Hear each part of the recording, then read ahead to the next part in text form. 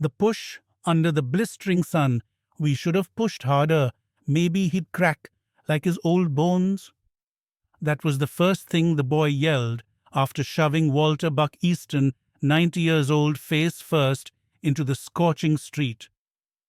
It was 1:47 p.m. in Tucson, Arizona.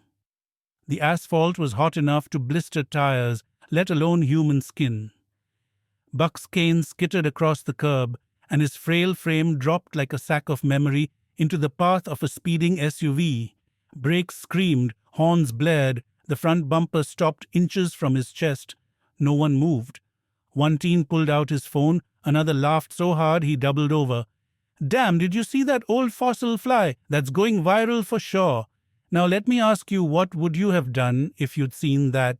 Would you have stepped in or just kept walking like the others?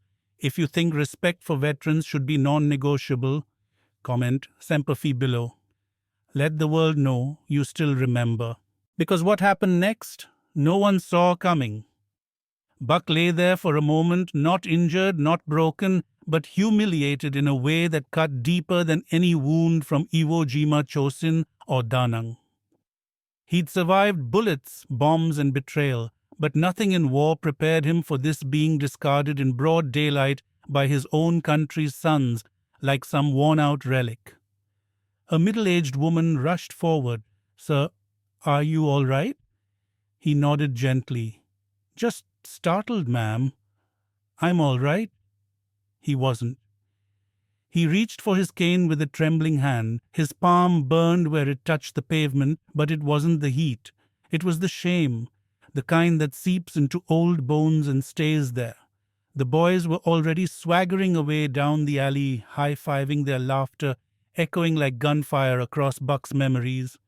The leader, tall and smug, looked over his shoulder once and spat, "Hope your bones rattle all the way home, Grandpa." Buck didn't yell back. He didn't raise his cane. He didn't threaten to call the police. He just stood up, straightened his back as best he could, adjusted the faded Marine Corps patch sewn onto his pocket. Then he did what only a Marine would do. He walked 3 blocks to a bus bench, pulled out an old flip phone scratched dusty and barely clinging to life, and pressed 2.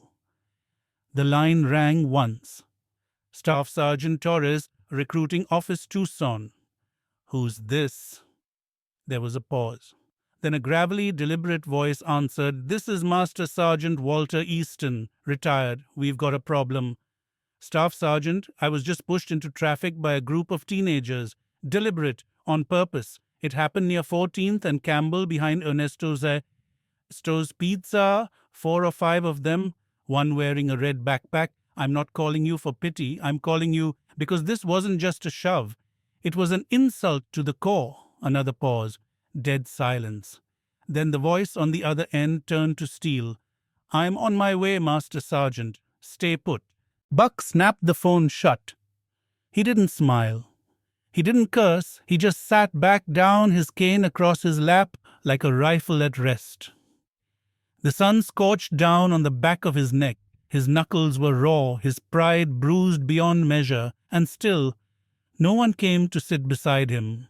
Now you might be wondering, why didn't anyone else step in? Why did no one grab those kids and hold them accountable? Why did a 90-year-old veteran have to make that call himself? Because somewhere along the line, we stopped remembering, but the Marines didn't. 4 blocks away in a low-slung tan building by the VA annex, Staff Sergeant Alina Torres was already strapping on her belt. She was 28, 3rd-generation Marine, Ramadi survivor. And she knew exactly who Walter Easton was. She'd met him once 2 years ago at a Memorial Day event. He hadn't said much, just stood by the flag silently saluting every name as it was read. But she remembered his hands, the way they trembled when they held the bugle during taps. Torres wasn't just responding to a call, she was responding to an insult. And the Corps doesn't forget its own. Outside, the sun was a molten sky, and the Humvee she climbed into burned through the silence like a warning shot. Behind her, 11 Marine recruits followed, not because they were ordered, because they heard what happened, because they chose to, because somewhere inside every Marine active or retired is the same vow: no one disrespects the Corps, and walks away laughing. Back on the bench, Buck looked up as a shadow fell over him. A young man, couldn't have been more than 17. Teen stood awkwardly, holding a bottle of water. "Sir, I saw what happened. I'm sorry. My dad's a vet too." Buck nodded, took the bottle. "Then make sure he never feels like this." The young man swallowed, nodded, and walked away. 2 minutes later, the first Humvee rolled around the corner. 3 more were on the way.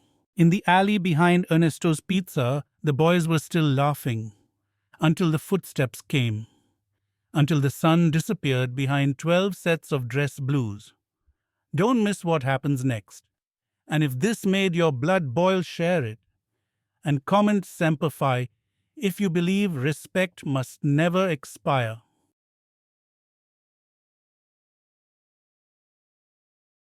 What they never saw. He wasn't always invisible once he led a unit that never lost a man. Those words weren't written in a newspaper or said in a tribute speech. They lived in silence, folded inside a letter, tucked beneath a layer of dust in Walter Easton's drawer. A letter from a young corporal written in blood and dirt during a siege in Khe Sanh. But no one in Tucson saw that. All they saw was an old man trying to buy a pastry. Just minutes ago, that man had been lying in the street, shoved like a piece of trash, laughed at like a bad joke. Now the bench he sat on had cooled under a growing shadow, not from the sun, but from something heavier, something moving through the city like thunder. Marines. If part 1 made you angry, what comes next might just restore your faith, or challenge it. Either way, stay with me. And if at any moment you feel the heat of injustice in your chest, comment "Honor lives here." Because you're about to see what happens when forgotten valor wakes up. Inside his apartment, Buck moved slowly. Every step creaked like a story untold. The room was no bigger than a gas station office, but it held a war's worth of memories. On the wall, a black and white photo of a young Marine surrounded by sandbags, rifle slung low, eyes too tired for someone that young. On the nightstand, a rusted dog tag tied to a shoelace. In the drawer, a folded flag from his brother who never made it home. He took out a wooden box. The lock was broken, but the respect he handled it with could have unlocked vaults.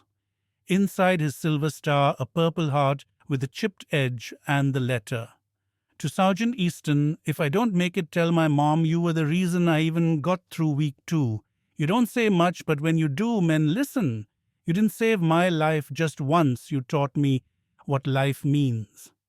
He set the letter down. Picked up a framed photo, Torres and her unit, all smiles on Memorial Day, him in the background, barely visible. He smiled faintly, then winced. The shove had bruised more than his pride. At that exact moment, Torres was already en route. The Humvee cut through traffic like a promise. In the back sat 11 Marines, silent, alert, most barely older than the boys they were about to meet. But they carried something heavier than anger. They carried memory. Torres glanced at her watch, then the rearview mirror. Easton's call wasn't about revenge, she said mostly to herself. It was about the oath. One of the recruits, Martinez, leaned forward. "The one we don't break?" She nodded. "The one they forgot." They turned onto 14th Street. Up ahead, the alley behind Ernesto's Pizza came into view. Laughter. A pizza box flew from one side to the other. Music blasted from a Bluetooth speaker. The boys had no idea. Torres gave the signal. 2 recruits peeled off to block the back exit. The Humvee rolled to a stop. She stepped out, heels clicking with precision against the sidewalk. The laughter stopped mid-breath. Back at the apartment, Buck placed the letter back in the box. He looked out the window. The sun hadn't moved, but the city felt different. Still, he didn't sit. He walked to the closet, reached for something wrapped in an old towel, his service uniform. Yellowed at the edges, the buttons dulled, but it still fit the man who once walked through hell and never looked back. Torres was now standing at the mouth of the alley. The boys looked up, confused, then irritated. One scoffed, "What is this career day?" Torres didn't blink. "This is consequence day." The boys laughed. One even clapped sarcastically. "Lady, we didn't do nothing. Old guy tripped, that's all." One of the Marines stepped forward, young, fresh out of boot, but already shaped by silence. He pulled out a tablet, played the clip from a security cam across the street. The push, the laughter, the hashtags. The sarcasm drained from the boys' faces. Torres walked forward, slow and deliberate. She held up a photo, Buck, from the VA archives, uniformed, smiling, decorated. "You see this man? He didn't trip. He bled for your right to stand here today. But we didn't know," one muttered. "He looked like, just some guy." Torres lowered her voice. "There is no just some guy when that man wore the uniform.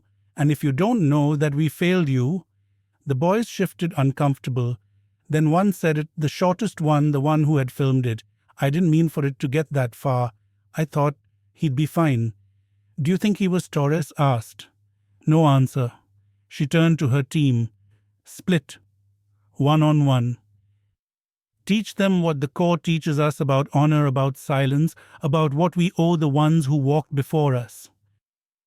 Each Marine stepped toward one teen, not with fists, but with stories. Buck was still dressing.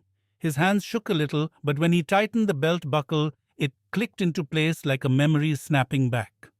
He looked into the mirror, not at an old man, but at a Marine. Outside, a knock on the door. He opened it. The same young man from earlier, the one who'd handed him water, stood there awkward, holding a folded flag. "My dad, he served too. Said to give you this. Said he never forgot your name from K-San." Buck's breath caught. "Your dad was Corporal Tennyson." The boy nodded. "He never stopped talking about you." Buck sat slowly, the flag in his lap. "Neither did I." Back in the alley, one of the boys was crying. Not because he was yelled at, but because for the first time in his life, he understood legacy. Torres finished her talk and turned to leave. "Will he forgive us?" one of them asked. Torres paused.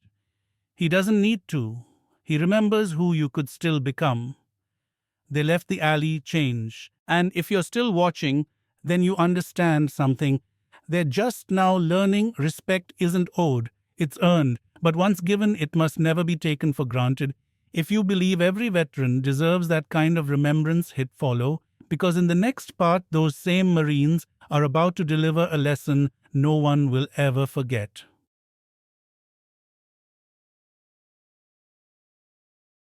Sealing the alley, opening the lesson. They thought Marines only fight wars. Today they fight ignorance. The sound of marching boots still echoed down the alley as the boys stood frozen in the midday heat. A minute ago they were laughing, their phones full of likes and retweets. Now their faces were pale sweat trailing down the sides of their heads, not from the Arizona sun, but from something heavier. Accountability? In part 2, we watched the Marines arrive. In part 3, you're going to see why they came and what they left behind.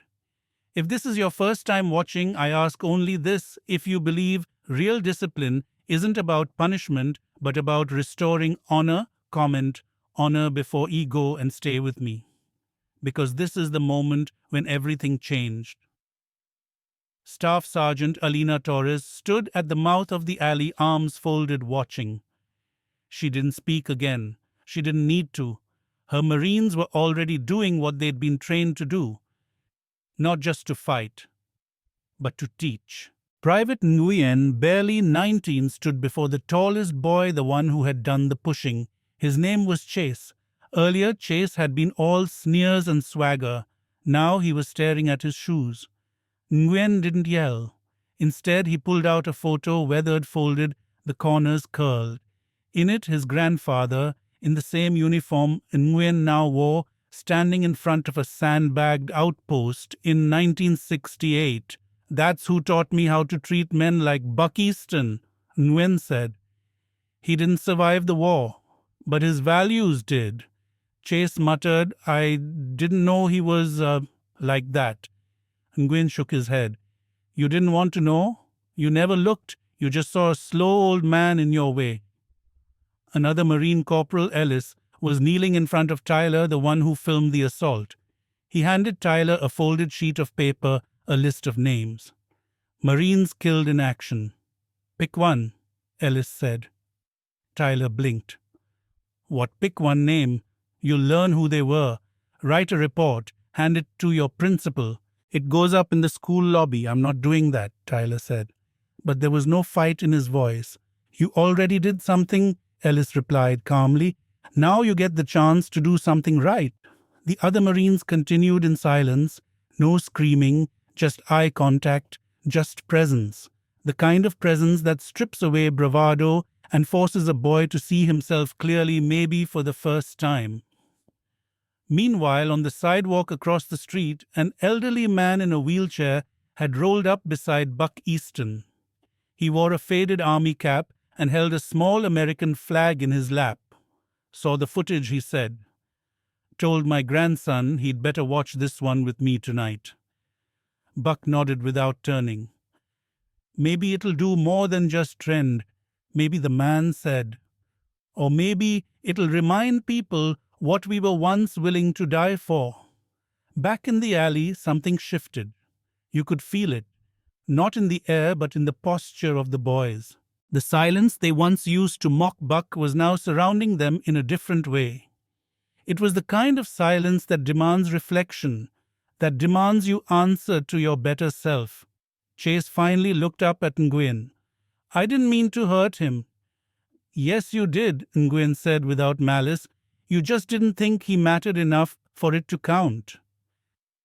Across from them, Torres stepped forward and addressed all of them at once. You didn't just push a man, you pushed a memory, you pushed a legacy, you pushed every person who ever sacrificed so you could walk this street free. One of the boys, Evan the youngest, broke down and cried. Torres turned to the others. You want to delete that video? Good, do it. But understand something, what you did lives longer than likes or shares. It lives in what you choose to become after this. There was no applause, no dramatic music, just the stillness of accountability settling into a dozen young minds. And then came the unexpected.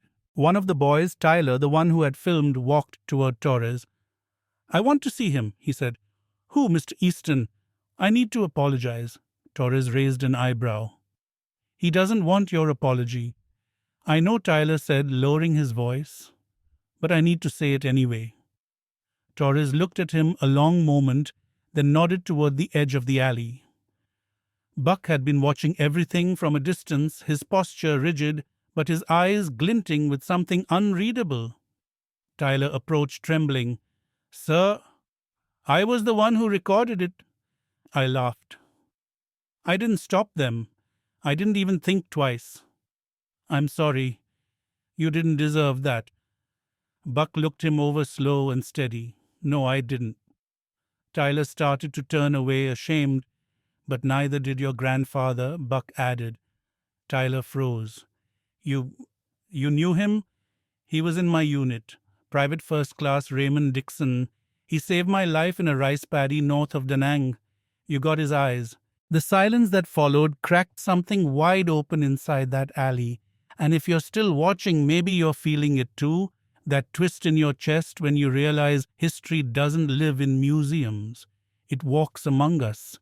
It shops for pastries. It gets shoved into the street and still stands. Tyler looked up. I didn't know. I never knew. You do now? Buck said. The question is, what will you do with it? That's where we leave this moment. Not with punishment, but with potential. Not with a fist, but with a choice. And if this part moved you even an inch, share it with someone who's forgotten what respect looks like. And comment.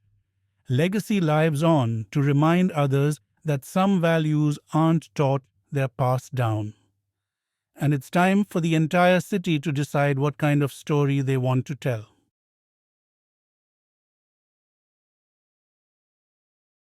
Honor returns to the desert. He never asked to be honored, just not humiliated. That line wasn't said out loud. It was written in the way Walter Easton stood that day, upright, silent, dignified. He wasn't looking for headlines or apologies. He never expected the city to care. But when the stories spread across Tucson, first through whispers, then through news clips, then through the hearts of those who had worn the uniform, something began to shift. By morning, Buck's face was on the front page of the Arizona Republic, not because of what happened to him, but because of how he responded. No anger, no lawsuit, just a phone call. Just a legacy that refused to bow. People who hadn't stood for a flag in years began to pause. Teachers replayed the security footage in classrooms not for shame, but for context. That man, one principal said, pointing at the screen, is what service looks like. But it didn't stop there. When local Marine veteran groups heard how Buck had been treated, they didn't send flowers. They sent uniforms. A convoy of veterans in dress blues gathered outside Buck's modest apartment complex in East Tucson. No speeches, no fanfare, just presence. As if to say, we don't leave our own behind. Buck opened his door to the sound of silence, a kind that speaks louder than protest. Staff Sergeant Alina Torres stood at the front of the line. Sir, she said, eyes locked on his, we're not here because you asked. We're here because the cause remembers. Buck stepped outside, wearing his old Marine dress uniform. It didn't quite fit like it used to, but it still held him upright. The street quieted. Neighbors peeked from behind curtains. Phones came out, but no one was smiling this time. This was not content. This was memory. Torres turned to him and extended a folded letter. The mayor of Tucson asked me to deliver this personally. Buck opened it. Inside was an invitation to a city-wide ceremony, an official day of honor not just for him, but for every veteran who had been forgotten, overlooked, disrespected. He blinked once. That was all. But Torres could see it. That tiny quake behind the eyes, the kind that only happens when an old wound finally begins to close. The ceremony was set for Friday. What happened next? No one could have predicted. At Tucson High School, where most of the teenagers involved were enrolled, something unusual began to happen. Students started placing small American flags along the hallway, not because they were told to, but because they didn't want to be those kids. They didn't want their school to be remembered for silence. Tyler, the boy who had filmed the assault, stood in front of the main office holding a clipboard. He was collecting names. Easton Essay Project, the paper read. Write about someone in your life who served. Submit by Friday. Winning piece gets read on stage next to Mr. Easton. Principal McCaskill stood behind him watching. She didn't say a word. She didn't need to. Meanwhile, at the city council office, phones rang non-stop. Veterans from across Arizona called to ask one thing, will there be room for us? The answer was yes. Friday arrived like a sunrise after storm season. The makeshift outdoor stage at Reed Park was packed. A flag flew high, shadows long and proud across the grass. Buck sat in the front row, a small box in his lap. Inside the medals he never wore. Today he brought them. The mayor took the podium. Brief words. Words like service sacrifice and shamefully overdue. Then Torres stepped up. She spoke softly, but every word carried like thunder. I once thought honor was something you earned in battle, she said. But I learned this week it's also how you respond after being dishonored. Master Sergeant Easton taught us that. She turned toward the audience, and now someone else would like to speak. Tyler walked up, hands trembling slightly, holding a single sheet of paper. My name is Tyler, he began. I made a mistake. I laughed at a man I didn't understand. Then I learned he saved my grandfather in Vietnam. I didn't deserve to meet him, but I'm here to thank him." He turned to Buck. "Sir, thank you." The applause wasn't explosive. It was steady, real. Not for Tyler, but for the man who sat still, eyes forward, heart heavy but open. Then something unexpected happened. From the back of the crowd, a line began to form. Not planned, not organized, just real people, neighbors, veterans, children, teachers coming forward one by one to shake Buck's hand. One woman placed a drawing in his lap. It was crude, drawn in crayon, but the message was clear. It showed a tall man with a cane and a red heart on his chest. Above it, in shaky handwriting, were the words, "This is a hero." Buck held the drawing in both hands. No medals shined brighter. If you've made it this far, maybe you're feeling what the city of Tucson felt that day, a mixture of pride and shame, of remembering too late, but remembering nonetheless. If you believe every town should have a day like this, where the quietest among us are finally heard, comment, "I still remember" below. Because this wasn't just a redemption, it was a reckoning, a reminder that dignity doesn't retire, and neither does duty.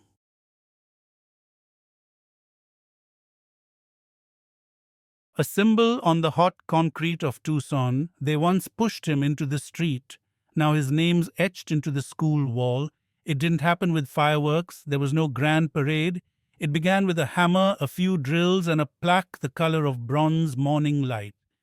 Workers from the city were already on ladders outside Tucson High School, bolting a permanent sign into the brick. Walter Easton Hall, for honor, for service. The same steps where Buck Easton had once been mocked were now engraved with his name. Inside the auditorium, a group of students rehearsed the Pledge of Allegiance differently that day. They said it slower, with weight, because now they had a face to attach to the words those who served.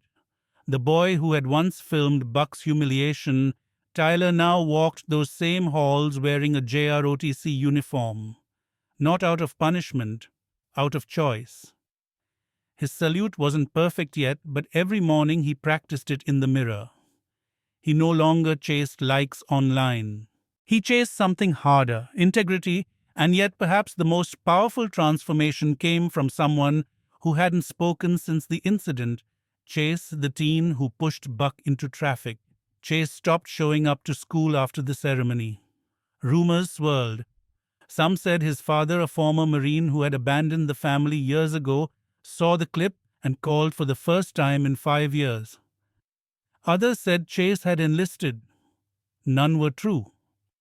The truth, Chase was working part-time at the VA hospital, wiping down wheelchairs and pushing veterans through long halls under humming fluorescent lights.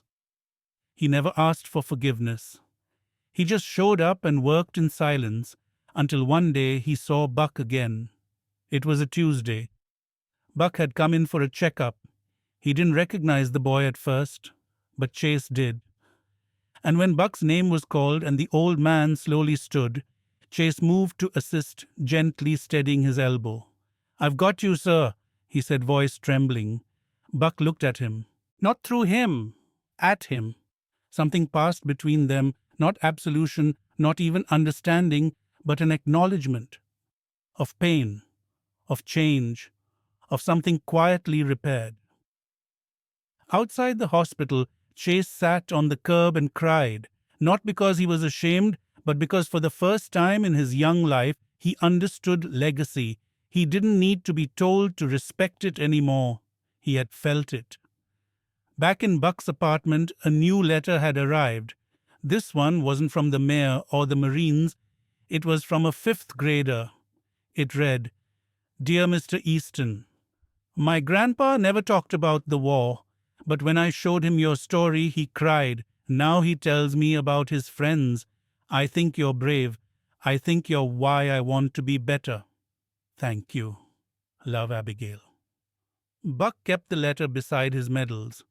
Not because it flattered him, but because it reminded him that maybe, just maybe, the pain had meant something. A week later, the school invited Buck to speak. He hesitated. He wasn't a speaker. He was a quiet man, a man who had spent decades in the background. But something inside him said, one last formation. He stood in front of 600 students. The same halls where laughter once followed him now held breath. He didn't talk about war, he talked about silence. Silence is where a lot of pain hides, he said. But it's also where respect starts. It doesn't begin with shouting or posting. It begins with looking at someone and seeing more than wrinkles or weakness. It begins when you stop and choose to remember. The room stayed silent for a long time after he finished. And sometimes silence is the loudest applause. If you've stayed with the story through all 5 parts, then you understand this wasn't just about a man pushed into traffic.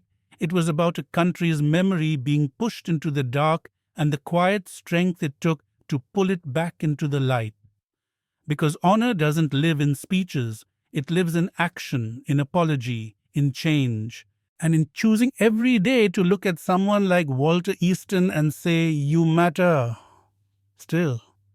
Now let me ask you, who in your life deserves that kind of remembering? If someone came to mind, comment still worth saluting below and share this story with them. Because the world needs more Buck Eastons. And it needs more of us willing to notice them before it's too late. And maybe next time, when someone says it's just an old man, someone like you will say, no, that's a monument that still breathes.